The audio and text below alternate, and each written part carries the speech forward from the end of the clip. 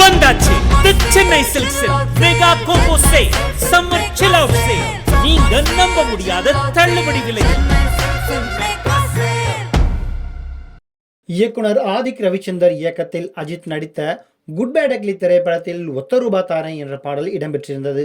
அந்த பாடல் தற்போது இணையத்தில் ட்ரெண்டாகி வரும் நிலையில் நாட்டுப்புற படத்திற்காக இந்த பாடலை எழுதிய கஸ்தூரி ராஜா இந்த பாடலை பயன்படுத்த என்னிடம் அனுமதி கேட்கவில்லை என்று தனது வேதனையை வெளிப்படுத்தியுள்ளார்.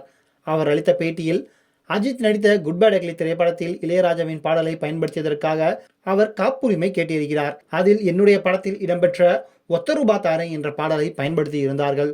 அதற்கு நான் வழக்கு போட்டாலும் அது அவர்களுக்கே அசிங்கம்தானே, அது பெரிய பிரச்சனையாகும் என்பதால் வேண்டாம் என்று தவிர்த்து விட்டேன். ஒரு படத்தில் இயக்குனரின் கிரியேட்டிவிட்டி படம் முழுக்க இருக்க வேண்டும். ஒத்த ரூபாய் தாரேன் பாடலுக்காக ஆடுகிறார்கள் என்றால் அது எப்படி இந்த படத்தின் இயக்குனருக்காக ஆடிய ஆட்டமாகும்? அந்த பாடல்கள் எல்லாம் வெளியாகி 20 வருடத்திற்கு மேலாகிய பின்னும் இந்த பாடலை இப்போதும் ரசிகர்கள் கொண்டாடுகிறார்கள் என்றால் அப்படி ஒரு பாடலை கொடுக்க வேண்டும். ஆதிக் ரவிச்சந்தர் இயக்கிய மார்க் ஆண்டனி படத்தில் பஞ்சு மிட்டாய் சேலை கட்டி என்ற பாடல் இடம்பெற்றிருந்தது. அந்த படத்தை பார்த்துவிட்டு நான் கண்டுகொள்ளவில்லை. அப்போது தான் ஆதிக் ரவிச்சந்தர் அவர்களுடைய திருமணம் நடந்தது. அந்த திருமணத்தில் நான் கலந்து கொண்ட போது மேடையிலேயே உங்களுடைய பாட்டு சூப்பர் என்று சொன்னேன். இரண்டாவது படத்திலும் அதையே செய்யும் போதுதான் ஏன் இப்படி செய்கிறார்கள் என்று எனக்கு தோன்றுகிறது.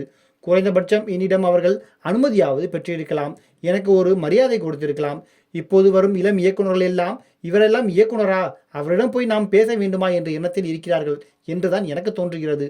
நான் குட் பேட் அக்லி படத்தை பார்க்கவில்லை, ஆனால் படம் நல்ல வசூலை கொடுத்து இருப்பதாக சொல்லப்படுகிறது. குட் பேட் அக்லி படத்தில் ஒத்த ரூபா தாரேன் பாடல் பயன்படுத்தப்பட்டிருப்பது தெரிய வந்த பிறகு ஆதிக் ரவிச்சந்திரிடம் பேச பலமுறை முயற்சி செய்தேன். ஆனால் அவர் பேசுவதற்கு தயாராக இல்லை. பல கோடி ரூபாயை செலவு செய்து முக்கி மோதி குட் பேட் அக்லி என்ற படத்தை கொடுத்து இருக்கிறார். ஆனால் 20 வருடத்திற்கு முன் என்னுடைய படம் 1 வருடத்துக்கு மேல் தியேட்டரில் ஓடியது.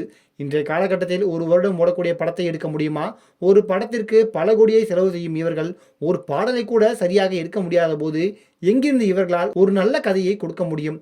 இதனால் இப்போது வரும் இளம் இயக்குநர்கள் மீது சந்தேகம் வருகிறது. தற்போது ஆதிக் ரவிச்சந்தர் மீண்டும் ஒரு படத்தை இயக்கப் போகிறார். இந்த படத்திலும் பழைய பாடலை தான் தேடி செல்வாரா, இல்லை புது பாட்டை பயன்படுத்துவாரா என்று தெரியவில்லை. இப்போது எடுப்பது போல அந்த காலத்தில் படம் எடுக்க முடியாது. ஒரு படம் வெளியே வருவதற்குள் உயிர் போய்விடும். அப்படி கஷ்டப்பட்டு எடுத்த படத்தின் பாடலை பயன்படுத்தி கைத்தட்டலை அவர் வாங்கிக் கொள்வது எப்படி சரியானதாக இருக்கும்? உங்களிடம் அனுமதி கேட்காமல் பாடலை பயன்படுத்திவிட்டேன் என்று குறைந்தபட்சம் ஒரு மன்னிப்பாவது கேட்டிருக்கலாம் என்று கஸ்தூரி ராஜா அந்த பேட்டியில் பேசியுள்ளார்.